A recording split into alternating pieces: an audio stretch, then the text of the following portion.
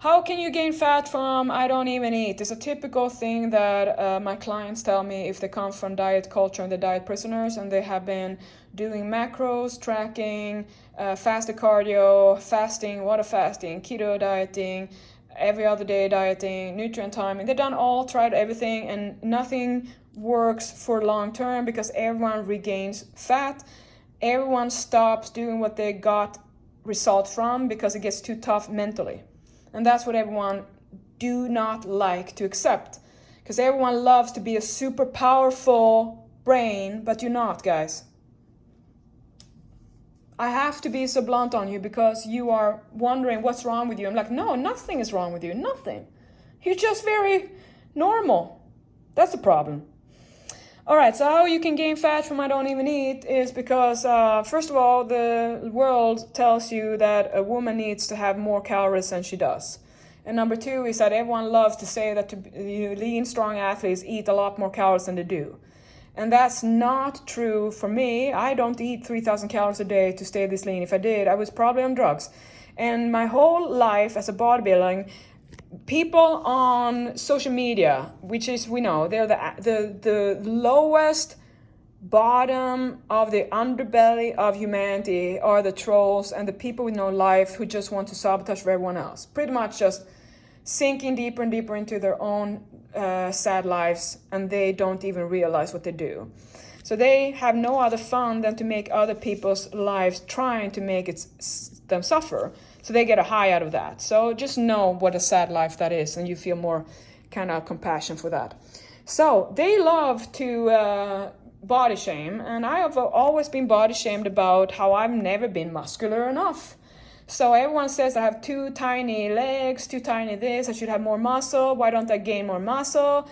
And I was so frustrated for so many years until I realized that, why shouldn't I have just said this? Sorry guys, I don't want to take all the drugs to have muscle that I could pop up. There's no way I can gain this naturally. That's why. Nobody's going to be shredded like I am without being like a skinny bitch. Because that is what you are when you're a natural athlete and you are, I'm a 5'2", I was competing at like 110 pounds. That is a heavyweight in my division. There's no way I can be 130 pound shredded muscular body on my body for me naturally. So that's why. So you can, you can call me skinny, but I kind of like it. I realize that too. I am more like, I've always preferred shredded over buff. I don't like to be bulky. I never wanted to be bulky. It was like the whole bodybuilding world forgot that my goal, my personal goal, was to be shredded and lean, having like a ballerina, a little jacked up ballerina body. But I don't want to have the bulky quads, the bulky. I don't like that. I feel like that's like looking like you have a, when you're too muscular, like you can't make this naturally. It makes you look unhealthy because you are, and I don't want to be that. But anyway, that's a side story. Just so you know that you can body shame everyone and tell you that I'm skinny, because yes, of course I'm skinny. When I'm lean and shredded, it's just nobody has the muscle with me, my leanness. If I were to add a normal body fat, I would be my 140 pounder, right? So anyway. So a basic female calorie intake to have a normal healthy body weight range, which is not a fitness body weight range, is going to be around 1,500 to 2,400. And remember now that every woman thinks she needs 3,000. It's just like, well, of course you're going to gain fat then. So 1,500 makes a great start to work up calorie body adherence. So it's like you need to have a baseline. And everyone wants to debate this with me again because everyone knows so much about how to get it done, but they never have the results. So I don't buy that. Instead I say, well, why don't you start with a baseline to just set a baseline, then go from there. We don't do in versus out in practice, but we use it in education. So I want to show you the reality of your routine here. So 100% tracking on calorie budget day 1, 100% calorie budget tracking on day 2, 100% tracking calorie budget on day 3. And this is the, let's say, and then comes the tsunami, non-tracking, ad libitum, 5,000 summary. That's when people are going to say, oh my God, you can't eat 5,000 calories a day. That's impossible. I'm going to show you. So then, of course, that was a big spike up in your calorie budget average. And so you have to drop it down. That typically fasting and water fasting and sweet sweat and keto and all that bullshit and cardio for 5 hours. trying to work off. Imagine now, if 1 hour cardio for any regular person is like 250 calories, in 5 hours at 1250, unless I count wrong, that's not more than 1 pint of Ben & Jerry's. For me, I could have 5 of those in a day, no problem. That was just part of my cheat days when I was really my worst. And I didn't feel nausea. So 5 hours to make 1 pint of Ben & Jerry's go off. And you can tell me that you've never had that. Oh, you would never eat a whole pint. You can pretend that. I have had 5 pints in one day, enjoying my TV shows and not even being nauseous, because I have a massive appetite and I love ice cream. So I can definitely, I'm designed to be obese. Okay, guys, if you hear me here, just, I'm in the group at the same time. That's why I'm like side talking. They are over there. That's what you do in the challenge. Hello, hello, hello. So you then, of course, you shocked yourself, you have to go back. But then typically this is what happens. After tsunami, you feel you feel defeated. So it's defeat in diet should lead to behave better, but you don't. You feel like you already sabotaged, and it's a weekend, which turns to a second tsunami wave. So now you're going to go for that one because you already messed up this week. And if you're all or nothing in macro, you're going to be you believe this was the worst thing ever. So you are completely in your own head. You're stuck in your head, depressed there. You are not at all in reality. You're making your whole diet prison and your own hell. And a lot of people stay there until they die. And that's why there's a lot of drug use and depression and suicides and so on in fitness, gym rat life. So now, what happened here? The planned calorie budget was 1,500 per day, 6 days a week, with 1 time 2,000, 1 time a day. To estimate that, we have to break it out on 7 days, which is 1,786 calories. And that is if everything is perfect. So that is kind of a maintaining range. As you can see, 1,700 is like where I can maintain a super shredded body for myself. That's kind of where I am right now, like 1,800. So what happened then? Well, you're gonna believe that you were tracking and you're not eating, because remember, your brain wants you to be better than you are, and you want to forget about what you feel embarrassed about. So what happens then? What is 5,000 calories then? So I made it into a little plan. And remember now, though, that not everyone is a big tsunami surfer. We're going to do this one, the other one that I did, the sneaky little things. Please, 5,000 calories, impossible. Let's see then. Okay, so what I did here is that tsunami day number 1, Friday, forgot the pobo. That's why this was a release. 1 epic huevos rancheros breakfast scrambler is 1,120 calories. And then 1 large Del Taco vanilla shake, 580 milliliters, 730 calories. And in those two already, here you have exceeded your calorie range to get lean and so on. So already there, crap. Imagine then how you feel when you notice that and you're hungry because that food wasn't even filling, and it's also triggering your appetite. It's designed to not fill you up so you come back an hour later. Remember now, the whole principle of junk food is to make sure you don't get satiated so you come back. And you still think it's innocent. You still take your kids there to a Happy Meal. Like, I don't get it. Like, why do you want to recruit new drug addicts? Like, honestly, I would never do that. If I was a mom, I would have a really good conversation with my kid about that. Anyway. So then later you have a 1 hand-tossed large Domino's pepperoni pizza. And if you say, oh my God, I could never eat a large. Well, maybe not you. I could. I just don't eat the lowest calorie part of it, the dough. I just didn't do that so I could have more extra toppings, cheese and ground beef and pepperoni. And I asked for extra cheese. And then I ate it off the bread. Do you know why I didn't want the dough? Because I get thirsty. But I didn't like to drink because that meant I stuffed myself with water. I didn't have more time. No, there was not as much storage place for other calories from other junk food I was planning on. So I sabotaged even more by not wanting to eat food that is going to have me drink up water. So I definitely did the opposite to all things I teach you to do. Why did I do that? Yeah, self-sabotage, right? And I believed I'm never gonna do it again, so I was confident. And then after that, just 10 Hershey's chocolate kisses, 5 grams each, is 50 grams, like 1.5 ounces, 230 calories. That's 5,156 calories. 1, 2, 3, 4 items. Then the second day, it's Tsunami Day, Sunday, forgot Pobo again, because remember, you might not want to resist because you want to eat and pretend it's a cheat day and then start over again, because everyone in the whole world in diet culture is doing it, and everyone wants to be a sheep, follow the herd. It's like you want that more than you want to succeed at your own fitness life. You want to be in the crowd. If you want to be and fit in, you're going to do that. You're going to go and work hard all week long just to spoil it on the Saturday, Sunday, and then start over crying about it. If that's what you want, you're already in a perfect company, but you're not in my company. Because I made it my mission to get out of there and never get back. I don't want diet prison. I want freedom. And freedom in my mind is what I'm talking about. So that means freedom in my body. So the second one, Tsunami Day, Sunday, forgot Pobo. So that was either on conscious self-sabotage, or you just ignored or forgot about it. Remember now that even though you know about everything to do, doesn't mean that you're going to do it. That's the big thing to realize too, to accept that you don't want to do what you know is to do. When you realize that moment, it's like, oh crap, what am I going to do now? I don't even want to do it. No, exactly. Then you notice, the big worry you got shouldn't be about how to resist the food. It should be how to resist your own self, because you are the one who's going to stop yourself.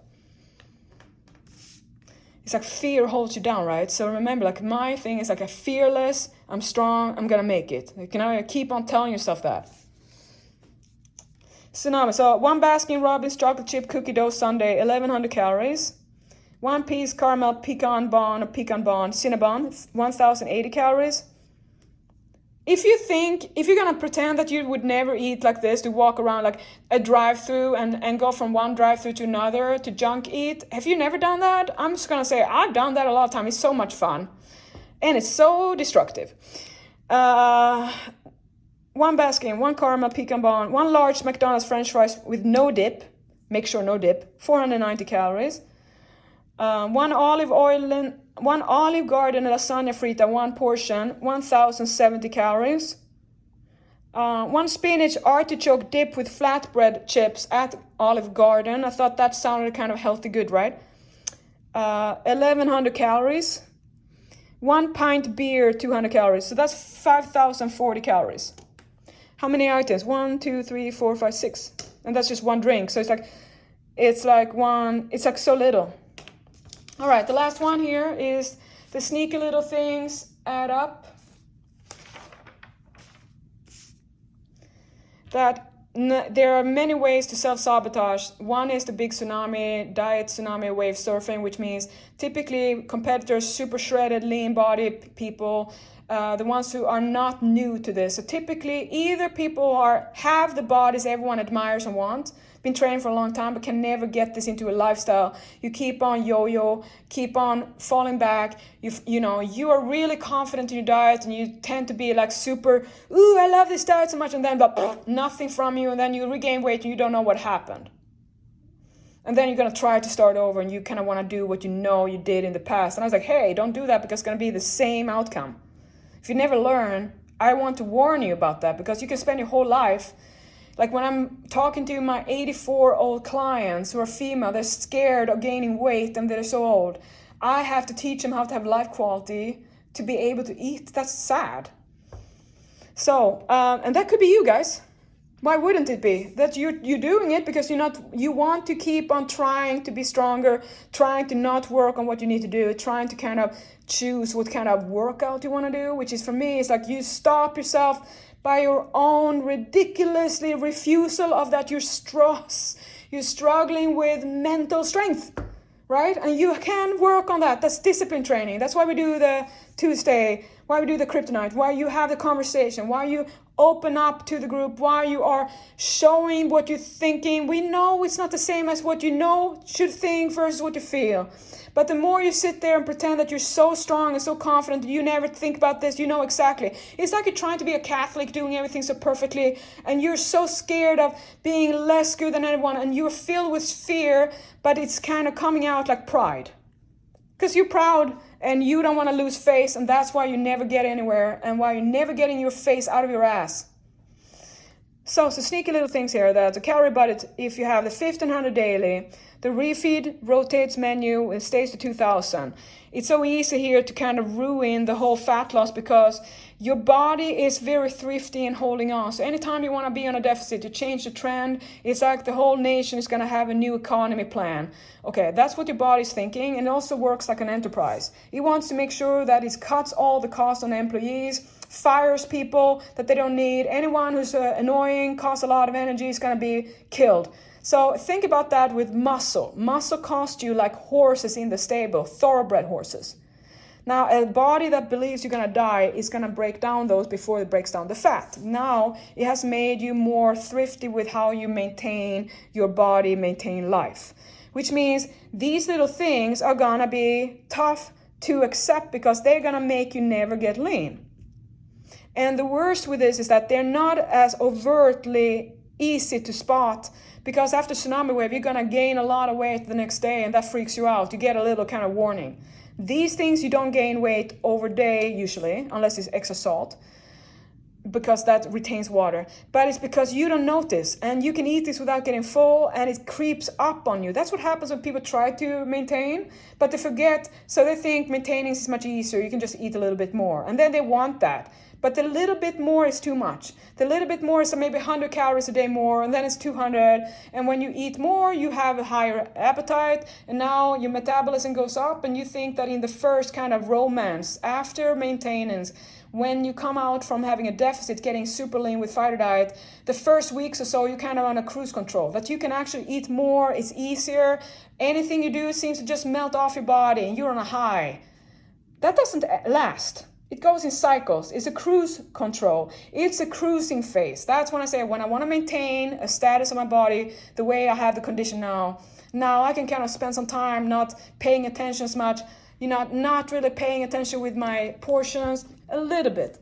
But then one day I wake up and I notice that now I have to pay attention because I fattened up again. And I go in that cycle. Then I go back to my more focused adherence until I notice that I can cruise again.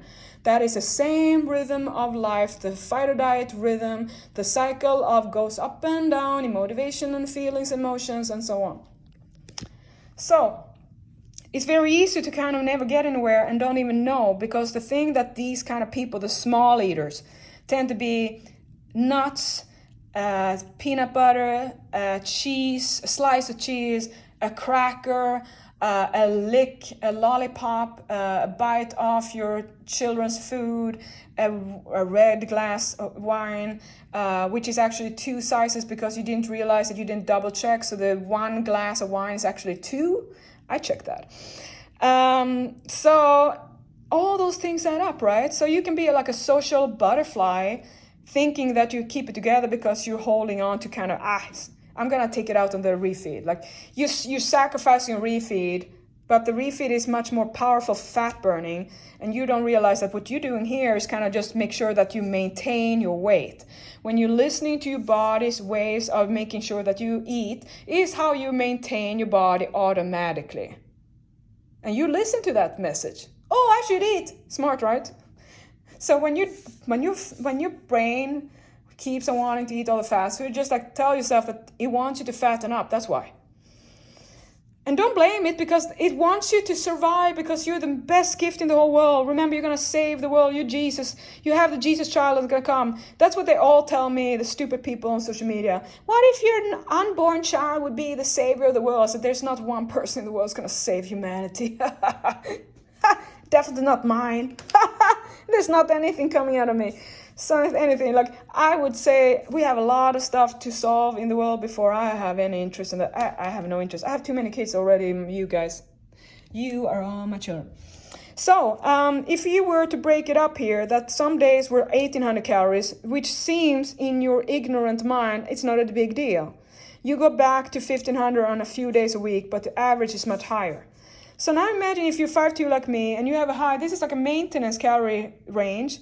And you don't realize that those things add up, and they're not the same as canceling out the refeed. They're not equivalent. They're not synonymous. What you're doing here is maintaining your fatness. You're not getting leaner, and by not keeping your discipline training and pretend you can just forget the refeed because you didn't pull up, you're actually sabotaging and you don't know it. So this is how it works out. So you can be a Hershey's Kiss, can be a nut here, just a little bit here and there, and all of a sudden you can do this for months. Imagine then that you can gain fat this way and still be kind of within the budget. It's just the budget is too high for you to get results from your body. And remember, it doesn't matter how much you want it to be a certain way. It's still going to be what your body's willing to do for you. And it's usually is that your body isn't the problem. Your mind is the one who always stops and kind of checks out.